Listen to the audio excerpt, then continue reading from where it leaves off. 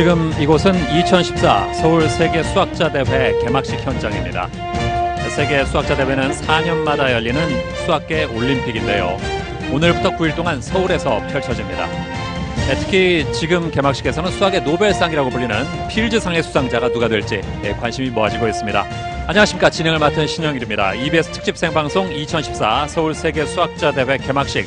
EBS가 70분 동안 생방송으로 여러분께 보내드리겠습니다. 도움 말씀 주실 두 분 소개를 해드립니다. 세계 수학자 대회 조직위원회 문화위원장이신 서울대 수리과학부 강석진 교수님, 홍익대 수학교육과 박경미 교수님과 함께합니다. 어서 오십시오. 네, 안녕하세요. 네, 자 우선 세계 수학자 대회가 어떤 행사인지 설명을 부탁드리겠습니다. 네, 세계 수학자 대회는 마이크를 좀 가까이. 네, 세계 수학자 대회는 한마디로 말해서 수학계 올림픽입니다. 1897년에 시작되었으니까 실제로 올림픽과 함께 같은 역사를 함께합니다. 네. 이 대회는 학술 활동 중심의 행사지만 특히 주목을 받는 것은 바로 아까도 말씀드렸듯이 수학 분야 최고의 영예로 여겨지는 필즈 메달을 시상하는 무대이기 때문입니다. 수상자는 대회 개막 전까지는 공개되지 않는 것이 원칙입니다. 네. 서울에서 열리는 게 이번이 처음인데 역대 최대 규모라면서요? 네, 그렇습니다. 이미 전 세계 125개국에서 5천여 명의 수학자가 등록을 마쳤습니다. 네. 역대 최대 규모입니다. 그렇군요. 대중강연과 수학체험전 등에 참여하는 인력을 생각하면 아마 약 3만여 명이 참여할 것으로 예상됩니다. 네. 자, 이번 세계 수학자 대회가 역대 최대 규모가 될 수 있었던 요인 중에 하나는 바로 나눔 프로그램 때문인데요. 네. 이 프로그램은 동남아시아와 아프리카와 같은 신흥국 수학자 1000명의 참가를 지원하는 프로그램입니다. 네. 사실 우리나라가 어려웠던 시절에 국제수학연맹 IMU의 도움으로 세계수학자대회에 참여를 했고 또 그걸 통해서 우리가 수학 선진국으로 발돋움할 수 있었거든요. 그러니까 이번에는 우리가 그것을 되돌릴 때이다 하는 것이고요. 이번 세계수학자대회의 컨셉이 Dreams and Hopes for Late Starters, 늦게 출발한 이에게 꿈과 희망을인데요. 네. 우리나라 수학 불모지에서 늦게 출발했습니다. 그렇지만 지금 이 정도까지 올라섰고 이제는 우리가 신흥국을 배려하겠다. 네. 이런 것이 참 아름다운 정신인 것 같습니다. 그렇습니다. 오늘부터 21일까지 9일 동안 대회가 열리는데 사실 전 세계 수학 천재들이 지금 서울에 다 모여있다고 해도 과언이 아닙니다. 이분들이 모여서 그럼 어떤 활동을 하시는 건가요?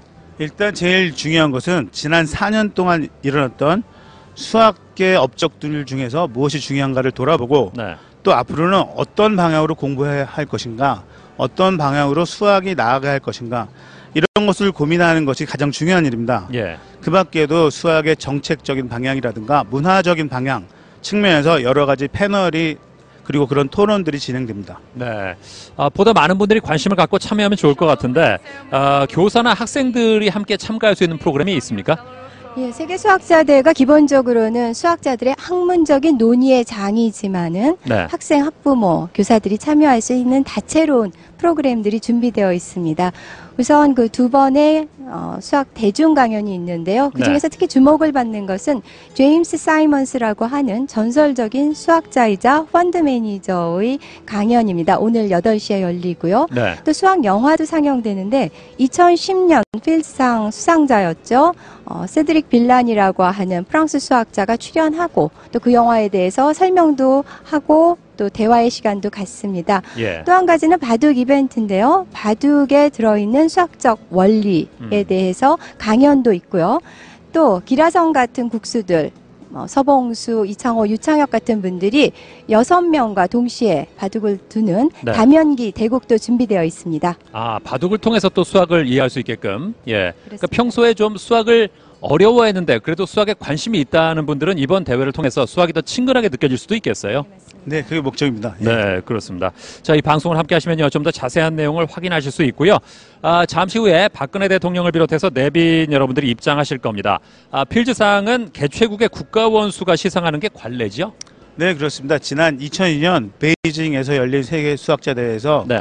그때 중국의 장점인 주석이 시상한 것을 시작으로 이제 각 개최국의 국가 원수가 시상하는 것이 관례가 되었습니다. 네. 저는 2006년 스페인에서 후안 카를로스 국왕이 사회도 보고 뭐 시상도 하고 이 모든 것을 다 하는 거 보고 깜짝 놀랐습니다, 사실. 네. 사실 오늘 대회 관심사가 여성 대통령이 과연 여성 수학자에게 상을 줄 수 있느냐 하는 건데 지금까지 필즈상에 그 남성들만 상을 받아왔지 않습니까? 네, 그렇습니다. 네. 52명 모두가 남성이었습니다. 네, 그렇군요. 그 오늘 유력하게 상을 받을 수 있는 여성 후보도 있죠. 예. 예, 이번 그 여성 후보가 특히 주목을 받고 있는데요. 네. 사실 필즈상 수상자가 누군지 네. 궁금해하죠, 다들. 그래서 그것을 인터넷으로 그 폴을 하는 그런 사이트가 있는데요. 거기에 현재 그 3위로 올라와 있는 분이 메리엄 미르자칸이라고 하는 분인데 그분이 상을 받을지 저도 아직 모르는데요. 네. 굉장히 궁금합니다. 네, 기대해 보겠습니다. 자, 지금 박근혜 대통령을 비롯해서 내빈들께서 입장하고 있습니다. 자, 박근혜 대통령과 박형주 세계수학자대회 조직위원장, 최양희 미래창조과학부 장관, 잉그리드 도브시 세계수학자연맹 회장, 마틴 그레첼 세계수학자연맹 사무총장의 모습이 보이고 있습니다. 네, 과연 박근혜 대통령께서 어떤 수학자들에게 상을 수여할지 기대가 됩니다. 자, 사실 수학하면 자기 방에 틀어박혀서 혼자 하는 학문이라고 생각하기 쉽습니다. 하지만 많은 수학자들이 한자리에 모이는 게 의외가 아닙니다. 자, 세계 수학자 대회를 맞아서 많은 수학자들이 이곳 서울에 모였습니다.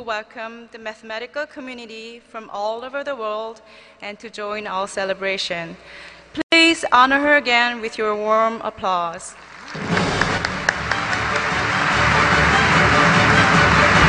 네, 박근혜 대통령이 다시 한번 소개가 되었습니다.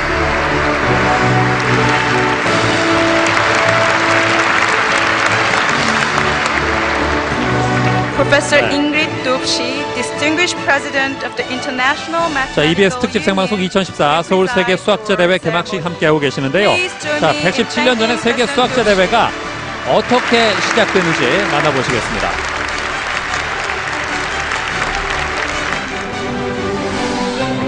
근대 올림픽이 시작된 1896년 그리스 아테네 대회. 바로 그 다음 해인 1897년 스위스 치리에서 시작된 세계 수학자 대회. 110여 년 근대 올림픽의 역사와 나란히 4년마다 이어져 온 지구촌 수학계의 최대 축제 세계 수학자 대회.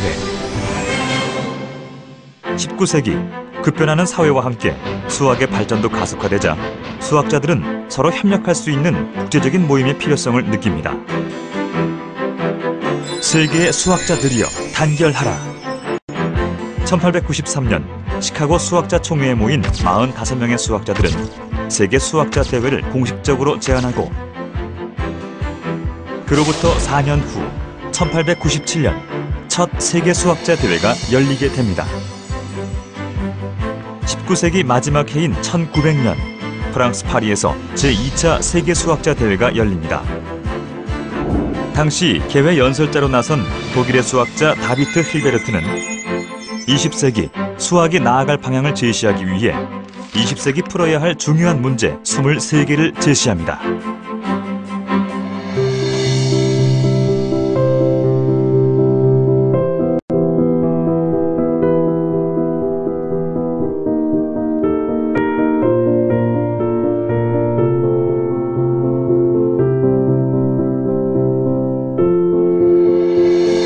이후 힐베르트의 문제라고 이름 붙여진 23개의 난제들을 풀기 위해 수학자들의 도전이 시작됐고 지난 100여 년 동안 17개의 문제들이 완전히 또는 부분적으로 풀렸습니다. 1998년에 해결된 힐베르트 문제 18. 합동인 다면체로 공간을 완전히 채우는 문제는 원자 구조를 이해하는 실마리가 되었고 경제 이론, 건축학 등에 응용되고 있습니다. 이처럼 난제 해결은 수학 분야뿐만 아니라 다른 분야에도 큰 영향을 미치고 있습니다. 수학자들이 난제를 발표하고 수학 연구가 나아갈 방향을 제시해온 세계 수학자 대회. 전 세계 100여 개국, 5천여 명의 수학자들과 함께하는 2014 세계 수학자 대회. 지금 대한민국 서울에서 수학의 현재와 미래가 펼쳐집니다.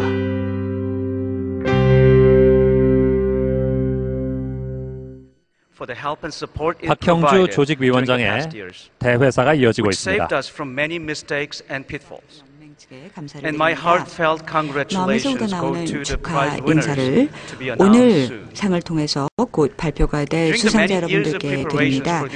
사실 이번 수학자 대회를 위해서 대한민국 서울에서는 지난 수년 동안 정말 최선을 다해서 노력을 했고 또 한국의 국회, 즉 법을 입법화하는 국회에서도 적극적 지지를 해주었고 또 2013년 11월부터 특별위원회를 설립했고 2014년은 한국의 수학의 해로 박근혜 대통령께서 선포를 하셔서 계속해서 이번 수학자 대회를 좀 더 성공적으로 개최하기에 많은 도움을 주셨습니다. 그 외에도 이번 회의를 위해서 많은 분들께서 지원을 해주셨습니다. 수학은 점차적으로 사회에서 중요한 역할을 하고 있습니다.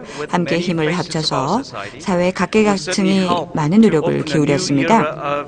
이제 수학의 보다 확장된 역할을 위해서 사회 각계각층이 많은 노력을 하고 있습니다. 문맹률이 제로인 한국에서 어린이들을 위한 교육열은 한국 가족에 있어서 최우선순위입니다. 또 스칼러십과 무엇보다도 교육열 그리고 또 각계각층에서 노력을 기울여주고 있는 분들 덕분에 한국의 수학 능력 자체가 상당히 급증하고 있습니다.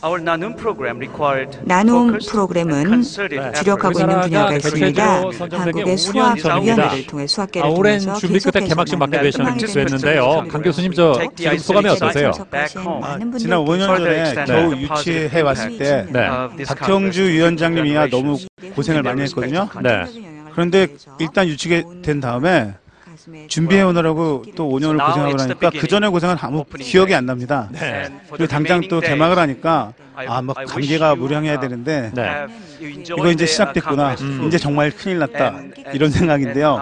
앞으로 끝까지 집중해서 후회가 남지 않을 만큼 진짜 멋진 대회를 만들어 보겠습니다. 네. 감사합니다.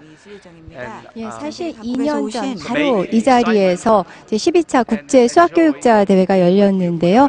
그때도 100여 개국에서 4천여 명 정도가 참여를 했었습니다. 네. 그래서 이 국제 수학교육자 대회는 ICME라고 합니다. 세계 수학자 대회는 ICM이고 거기 에듀케이션을 붙여서 ICME인데요.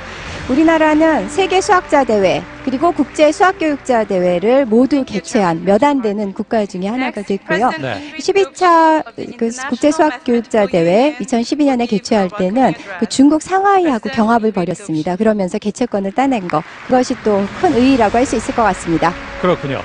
그런데 그 수학적으로 어려운 문제를 해결해냈을 때 그게 우리 실생활에 어떻게 도움이 되는 겁니까? 글쎄요. 수학에 있어서 난제라고 했을 때 대표적인 게 페르마의 마지막 정리인데요. 네. 17세기 프랑스의 수학자였던 페르마가 제안을 했고 그것이 350여 년의 세월이 지난 후 1995년 앤드루 와일스라는 수학자에 의해서 결국 증명이 됐지요. 근데 이 문제를 증명하는 데 있어서 핵심적인 역할을 한 것이 타원곡선 이론입니다. 네. 이거는 순수하게 수학적인 이론이지만은 이것이 실생활에 아주 유용하게 쓰이는데요. 교통카드와 같은 그런 스마트 카드 이것을 암호화했습니다. 사실 교통카드는 바로 판독이 돼야 되죠. 네. 그러다 보면은 이제 암호화를 간단하게 해야 되니까 보안에 위험이 생기게 되고 또 보안을 하려다 보면 암호가 복잡해지고 근데 그 두 가지를 함께 해결한 것이 타원곡선을 이용한 암호 ECC 방식인데요. 그러니까 처음부터 유용성을 염두에 두고 연구를 한 것은 아니고요. 그냥 이론적인 것이었는데 그것이 실생활로 가서 그런 아주 그 중차대한 그런 역할을 한 것이죠. 네. 수학엔 사실 그런 예들이 많이 있습니다. 네. 자, 필즈상이 어떤 상인지 소개해드립니다.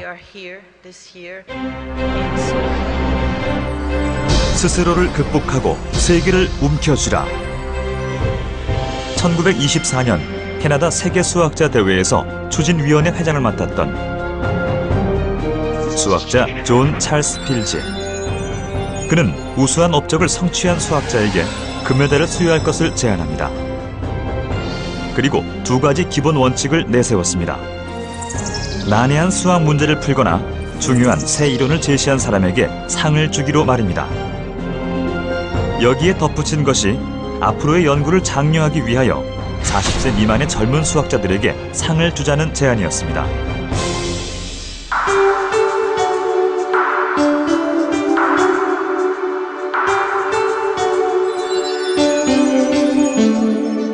하지만 필즈는 안타깝게도 상이 제정되는 걸 보지 못하고 금메달을 위해 자신의 유산을 남긴 채 세상을 떠나고 맙니다. 이후 필즈가 남긴 유산을 기반으로 1936년 노르웨이 세계 수학자 대회에서 첫 금메달이 수여되고 그의 이름을 따 필즈상이라고 부르게 됩니다. 그리고 그가 내세운 기본 원칙 또한 지켜지고 있는데요. 350년이라는 긴 시간 동안 그 어떤 위대한 수학자도 증명하지 못한 페르마의 마지막 정리를 완전히 증명하는 데 성공한 수학자 앤드류 와일즈. 하지만 당시 나이가 41세였던 그는 안타깝게도 필즈상을 수상하지는 못합니다. 대신 국제수학연맹에서는 그의 업적을 높게 평가해 기념 음판을 수여했습니다. 역대 52명의 필즈상 수상자들은 난해한 수학 문제를 해결함은 물론 중요한 이론을 제시하며 새로운 시대를 열어왔습니다. 그리고 이제 곧 세계는 이곳 서울에서 새로운 필즈상 수상자인 4명의 젊은 수학자들의 이름을 듣게 됩니다. 그들은 이전의 선배들처럼 앞으로 세계 수학계를 이끌어 갈 것입니다.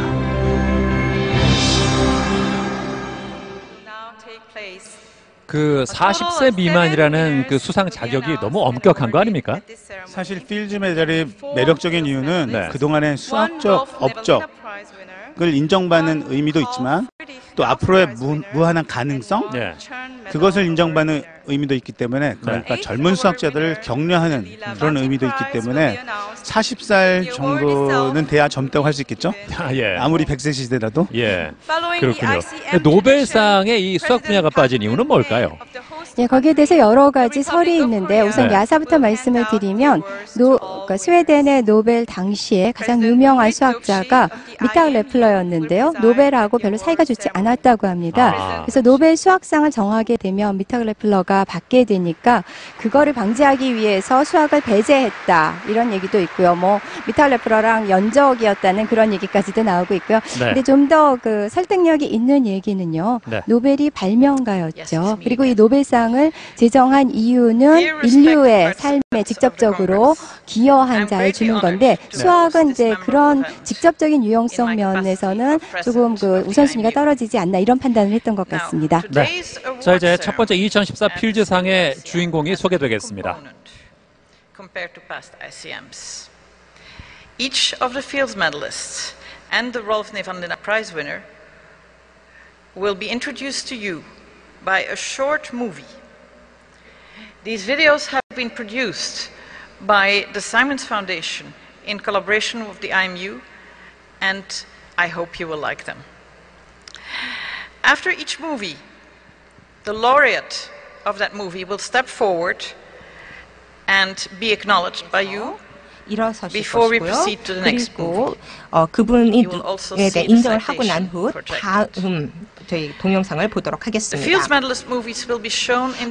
필즈상 같은 경우는 그 수상자의 성에 따라서 알파벳 순서대로 보여지게 되겠습니다. 그리고 난 다음에 네발리나상 수상자 동영상을 보도록 하겠습니다.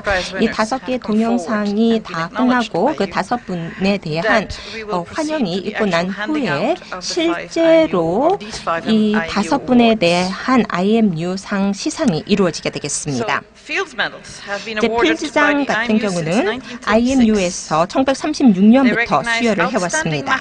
필즈상은 현재와 특히 미래의 수학 발전에 크게 공헌할 유망한 수학자에게 부여되는 가장 영예로운 상이 되겠습니다. ISM이 개최되는 해에 1월 1일을 기준으로 수상자의 연령이 40세를 초과할 수 없다는 규정이 있다는 것은 아마 알고 계실 겁니다. 자, 이제 첫 번째 필즈상 수상자를 소개해 드리도록 하겠습니다.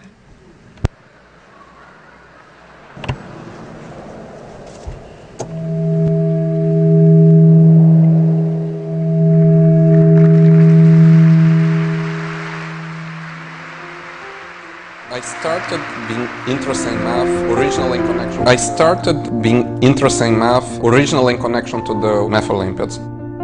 IMPA is the Instituto de Matemática Pura e Aplicada. Institute for Pure and Applied Math here. It's mostly a research institute. It's very receptive for young people. So we started here already straight from the Olympiads, so we're still in high school. At IMPA, dynamical systems is a very big part of here. And one researcher here started talking to me. I started liking the problems, and I started doing dynamical systems after. One example of dynamical system includes this kind of billiards that are very simplified mathematical models. You have a ball that moves and reflects elastically off the boundaries. They can consider something like a regular pentagon instead of rectangular billiards. And you ask what are the properties of this dynamical system, so what happens to the long-term behavior of the particle. So you could ask what's the difference between the different polygons.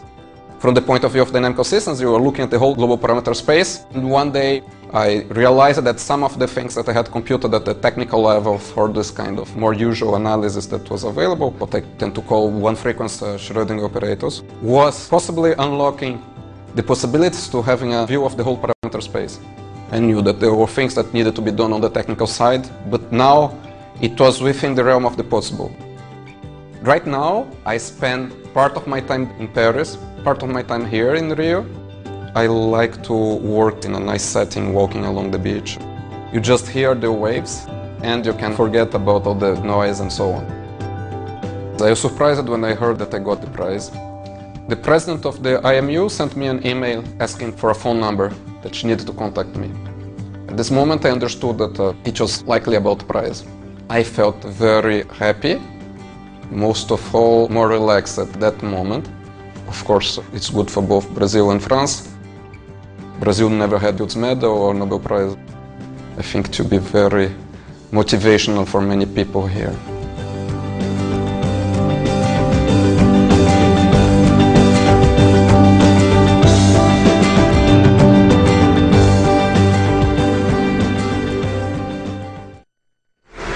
네, 첫 번째 2014 필즈상의 주인공이 공개됐습니다.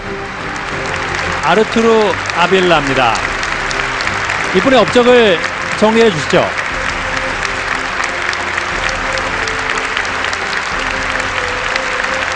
일단 남미 출신의 첫 수상자라는 데에서 큰 의의가 있을 것 같은데요. 제가 어저께 확인을 해봤더니 폴 코드에서 2위를 달리고 있었습니다. 역시 이게 예측이 정확한 것 같은데요. 네. 주된 연구 분야는 동력학계, 다이내미컬 시스템즈고요. 네. 이분이 재미있는 게 역시 지금 박경미 선생님 말씀하신 대로 브라질 출신의 브라질에서 박사학위를 받은 분이고요. 네. 1995년 세계 올림피아드에서 네. 23등 네. 금메달 받았더라고요. 자, 이제 두 번째 주인공 소개합니다.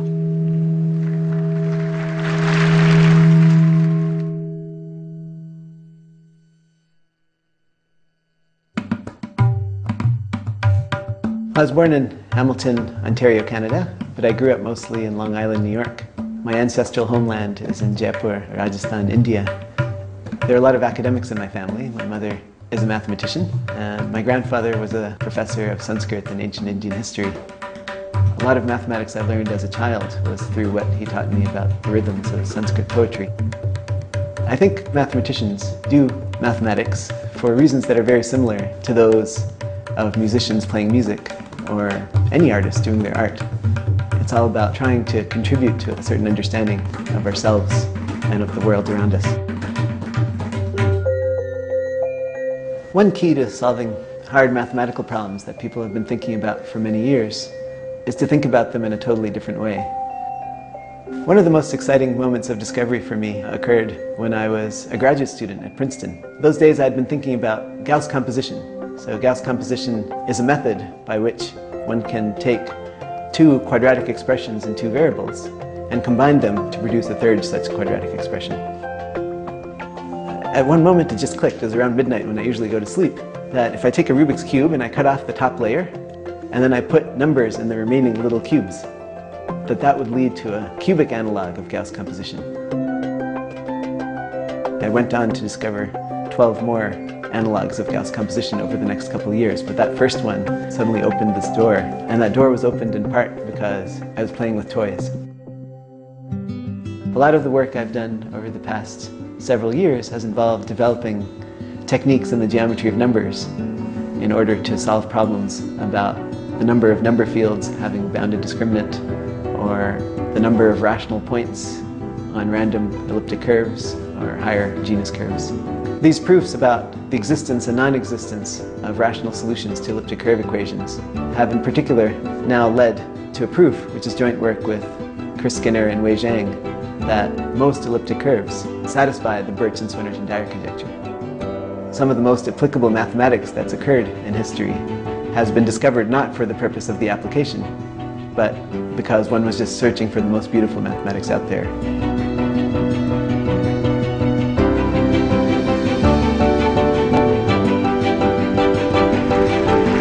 두 번째 주인공은 만줄 바르가바입니다. 어떤 분입니까? 그 만줄 바르가바의 그 특이할 만한 점 중에 하나는요. 네. 아까 페르마의 마지막 정의를 증명했던 앤드루 와일스의 제자입니다. 그런데 막상 그 스승은 그 증명을 완성했을 때 만 40세가 넘어서 상을 받지 못했거든요. 스승의 한을 풀었네요. 워낙 어렸을 때부터 천재로 알려졌던 유명한 사람이고요. 네. 2001년에 프린스턴에서 박사를 받고 나서 2년 만에 프린스턴 대학의 정교수가 된 네. 아이비리그 사상 최단 시간에 정교수가 된 분입니다. 네. 자, 이제 세 번째 주인공이 소개되겠습니다.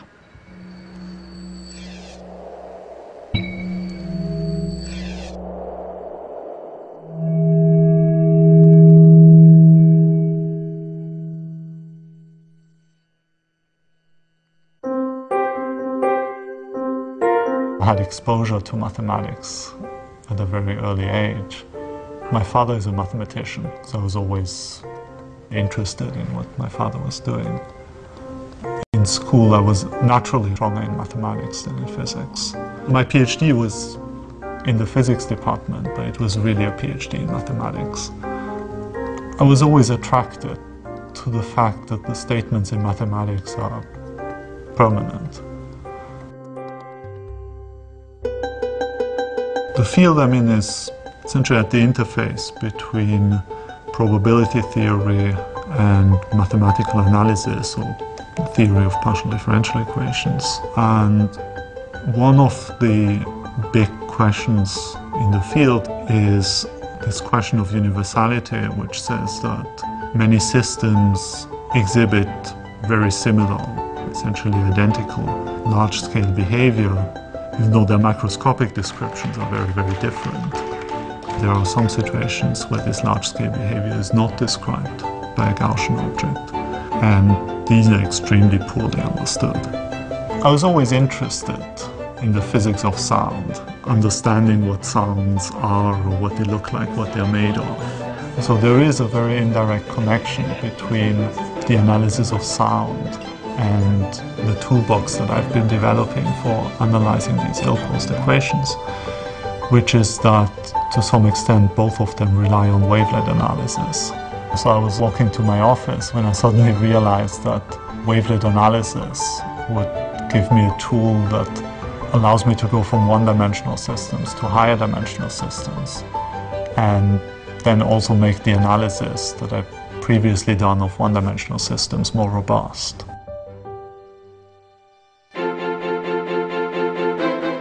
You can really get an idea anywhere at any moment, so it doesn't have to be in the office.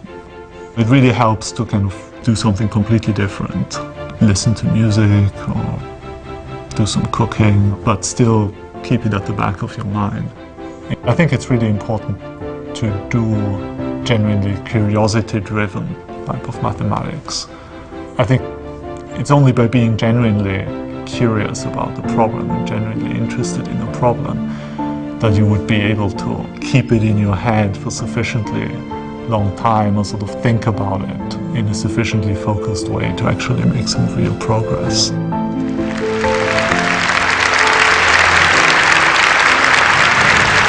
자, 세 번째 주인공은 마틴 하이러입니다. 이분은 오스트리아 출신이고요. 네. 스위스 제네바 대학에서 물리학 박사를 했는데 수학으로 전공 분야를 바꿨다기보다 확장시킨 그런 특이한 경우고요. 확률 편미분 방정식을 연구하고 지금은 메기우스 프로페서인데 굉장히 복잡하게 번역이 되더라고요. 함정 강좌 수학 교수로 계신 분입니다. 네. 자, 오늘 총 필즈상의 주인공이 4명이 나오게 되어 있는데 지금까지 3명은 모두 남자입니다. 과연 마지막 4번째 2014 필즈상의 주인공은 여성이 될 수 있을지